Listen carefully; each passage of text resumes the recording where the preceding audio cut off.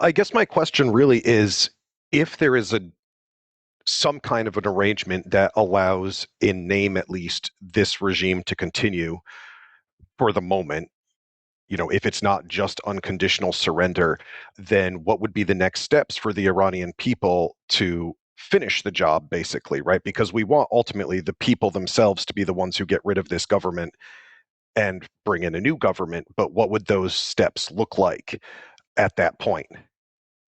Yeah, so the Islamic Republic right now is collapsing really fast, and even if the military operations stop, the collapse will continue. And what we have to do as Iranians is that we have to keep testing the suppressing ability of the Islamic Republic with maybe some smaller, poking at the regime to evaluate. So we need the people on the ground to evaluate when we could have that big call to action that eventually will help us get to the finish line faster. So we don't know exactly when is going to be that final push, but even without the military operations, you have to understand that a ceasefire might itself weaken the regime, because if you don't have the military operations to focus on, then the regime will have time to turn against itself. So one of the forces that we have on our side is the regime itself, because with all the power vacuum that we have right now, without military operations, then the power vacuum needs to be filled. And a lot of people within the regime, especially without having Ali Khamenei as the unifying factor, there's going to be a lot of internal civil war and a lot of internal division. So the collapse of the regime will continue internally once the ceasefire, if a ceasefire at any point is announced, right? So we just have to keep swinging at the tree, not knowing which swing will bring down the tree, but we just have to keep swinging, no, with the understanding that at some point the swings will make the tree collapse. One thing that we have to be worried about, I just showed a video that the regime is bringing more forces from outside. Let me actually show that as well, as from Iraq. Like, we just saw a whole set of new, look at this convoy from, so this is the concern, right? So, a convoy of Iran backed militia forces was spotted moving from Iraq toward Iran, according to a video circulating on social media. Some members were later seen in Khorramshahr in southern Iran on Saturday carrying flags of Iran's Popular Mobilization Forces. This is basically al-Shaabi. And if you look at the video here, let me play the video. So this is what we're fighting against, and these people have no. So guys, you can see Iraqi flags, the Islamic Republic flags, and you could also see Shabi or Popular Mobilization Forces flags as well. So you see this flag over here. This is basically, let me show you the logo so you guys are familiar with the flag. This is the Shabi logo right here. And this is, in English, it's called the Popular Mobilization Forces. This is one of the Shia proxies of the regime based in Iraq, and they're now moving from Iraq into Iran. To me, this suggests that the Islamic Republic believes that the uprising might be imminent, so that's why they're bringing suppressing forces. It also shows that they are lacking the ability to suppress the Iranian people themselves, and that's why they're bringing these forces in. So it keeps going. I'm gonna mute it so you can see the logo here. That's the Shabi logo, and it's like a huge force. Like, look at the line; it goes so long, and these are all filled with people who are going there to basically shoot into the crowds of the Iranian people. So this is a huge problem. But there's two ways to think about how to address this. One is hoping that the regime's bankruptcy will eventually mean that they're not going to have enough US dollars to pay these people, because these are mercenaries. They get paid to do this. And the other thing that we're hoping at some point will be true is, once the Iranian people come out, will the Israeli drones be present at the time that they're out? Like, we're not talking about just taking, the military, the IRGC bases and the Basiji bases before the final call to action happens. And also, we're not talking about just the drones hitting the checkpoints and Basijis and IRGC suppressing forces before the call to action happens. It seems that based on the suppressing ability of the regime, we need the drones to be present when the Iranian people come into the streets. We saw something resembling that happening. It was reported that that happened during the Charshamba Suri celebrations. People reported that there were drones protecting Iranians when Iranian people were celebrating Charshamba Suri. So that is going to be what's going to be needed when that day comes. We also need more organization and more preparation and more instructions regarding how to fight regime forces by the Iranian. We also might need more specific parts of the Guardage of Iran, the immortal forces, to actually know how to use weapons. Not all, like, I'm not talking about arming the Iranian people. I'm talking about specific units that have been trained on that and are strategically. It would help that before we get to that big call to action, that we do establish the idea, the understanding by the regime that they're not safe in the streets of Iran. And if this takes a long time, it might not be a bad idea to wait a little bit, because right now the regime understands that this is the greatest threat to them. So they're occupying the streets in great numbers. They're bringing pro regime civilians into the streets. I even showed you yesterday that they're holding the weddings of IRGC people in the streets to keep occupying the streets. I don't know how long they could take. Like, if you wait a little bit, eventually this is going to be exhausting, demoralizing, demotivating. So waiting it out, and instead of just having a mass protest by Iranian people and having these people shoot into them, maybe if we wait until these people, because these for al-Shaabi people going to Iran, they're getting paid. So maybe waiting out until they eventually go back home or see that the money is not being paid, because I know like some IRGC people haven't been paid for 2 months, and these non-Iranians are getting paid while their own forces are they're getting the Iraqis are getting paid while their own Iranian IRGC people are not getting paid. So that's going to cause a lot of frustration. But the demoralization, looking at their commanders dying, having to sleep in the streets because their bases are not there, if and the civilians that they have in the streets going hey there, hey there, if we wait too long, they can't keep this up for forever. Eventually, these people are going to go home.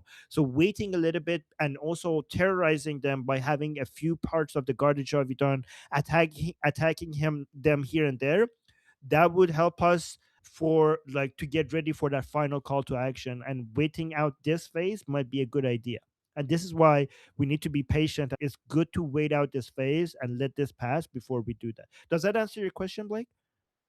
Yeah, and actually it addresses, so like my big concern with a ceasefire is that my hope is that when we get to the point when the Iranian people come out, that one, we will have the Immortal Guard at least a little bit equipped, but two, that we will have American and Israeli drones and possibly other firepower in the air, kind of angels from above, so that if the regime tries to bring in mercenaries on technicals with their dishkas or whatever, that we can just annihilate them before they can do any damage. Yeah. So that I think is my biggest concern about any kind of deal, is if America is then like, well, we can't interfere now because we have a deal, and doesn't want to Oh give well, support like that. let me.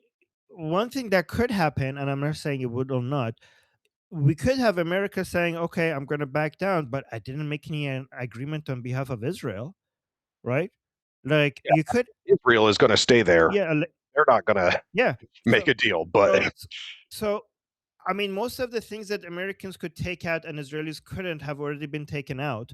And America is going to make a deal on behalf of America. Israel is its own independent, nation state. And America, like, I'm pretty sure the regime wants the deal to be that America also holds Israel back. But whenever we saw Americans holding Israel back, it was more regarding major operations like bombings. Maybe they're going to put Arakchi and Ghalibaf on a no-kill list. But I don't think you're going to be seeing Americans telling Israelis to not do any drone operations in the streets of Iran. And honestly, that's what we need on the day that we have the call to action. So as long as we have that and Israel's presence in the streets of Iran via drones, that would be helpful. And also, I wouldn't be really upset if a ceasefire happens, because my understanding is that it doesn't mean that they completely let this go. Like, ceasefire doesn't mean that we're not going to come back. Ceasefire doesn't mean end. Ceasefire means pause. That's Right. what it means I to me. even wonder Yeah. if, like, if we do a ceasefire and then the people come out and they try to fight them, if Trump is then like, well, part of the ceasefire conditions are that you don't fight your own people, so we're gonna, we're okay annihilating you as you try to fight them. Yeah, I mean, I don't know if they're going to put that in the terms of the ceasefire, because President Trump needs to sell this to internally, and he needs to focus on what it, and the conditions need to focus on what's in it for America. But if that happens, like, the Islamic Republic violates, like, the terms of, I'm pretty sure they're going to violate the terms of the ceasefire enough for there to be an excuse to go back in. Yeah. Okay. But those are I great have questions, by the way. But, like, thank you for I have a asking them. Yeah. question from just about everyone in the chat. When those al-Shaabis are lined up in a line like that in a traffic jam, why is there no airstrike against them or just an airplane swooping down and strafing all of them in a line? That's a very good question, and I don't know actually. Like, we can see them there. Oh, because they're still in the border of Iraq. Well, I mean, did we have already al-Shaabi unit? Okay, so here's the thing. Yesterday I showed on the show that al-Shaabi places were being bombed just yesterday in Iraq. I don't know by who, but yeah, why would that? What do you think, Danny? Like, that's a really obvious target. I, So I don't what? Yeah. I So don't dare to get. yeah.